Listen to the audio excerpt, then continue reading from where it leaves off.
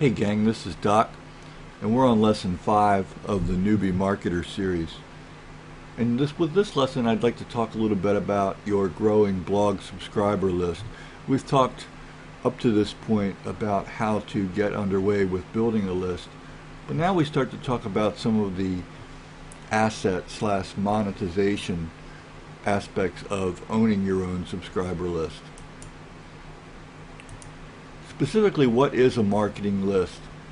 Well, that's the accumulated names and addresses, and by addresses I mean email addresses, that people will share with a marketer in the process of generally obtaining a freebie.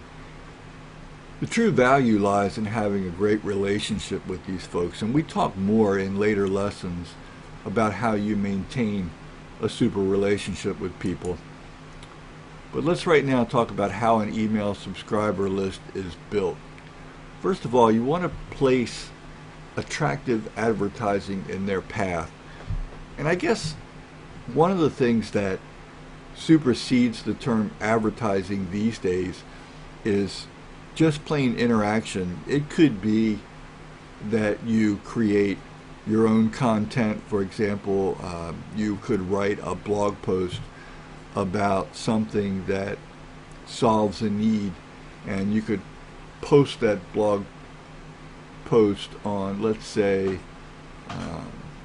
Facebook or e-zine articles, or somewhere that someone can find it and get a better sense about what you have to offer. You can also use another person's list.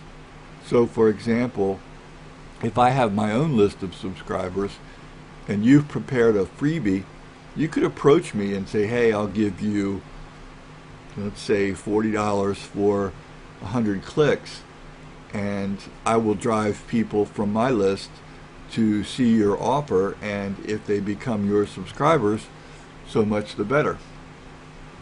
As I briefly mentioned before, you can seek potential subscribers on forums. You can use something called like the Warrior Forum, which is a popular site for internet marketers. A number of different places where you can post and interact, share some value, and attract people who might want to know more about what you're all about. You can attract subscribers through social media.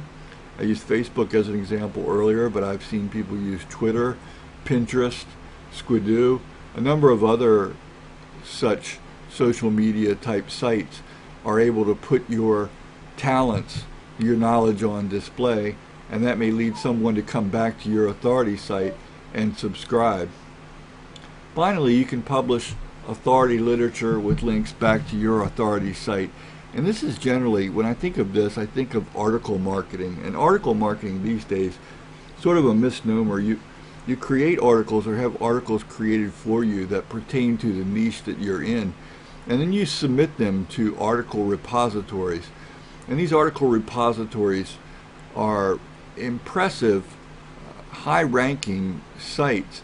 And so when somebody Googles a particular subject matter that you've written on, there's a really good chance that that content's going to turn up high in the search engine rankings. And so what you'll do is you'll build a following of people who surf those sites and want to read what you have to say. They can look in, for example, your signature at the bottom of your article to find out how they get further in touch with you, about how a subscriber list derives its value.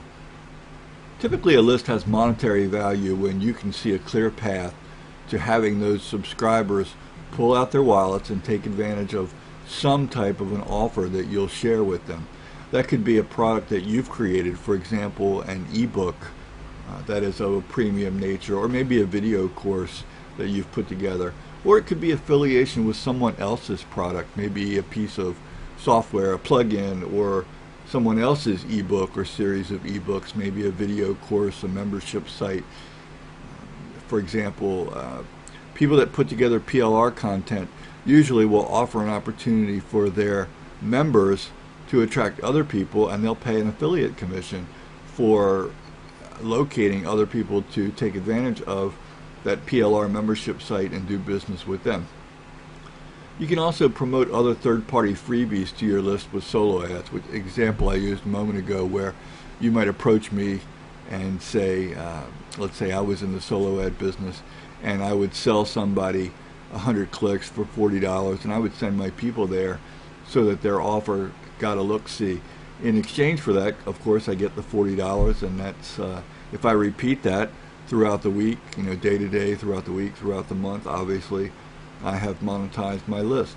So that's a little bit more about your growing blog subscriber list. We'll talk more about how you maintain that relationship and build it in future lessons.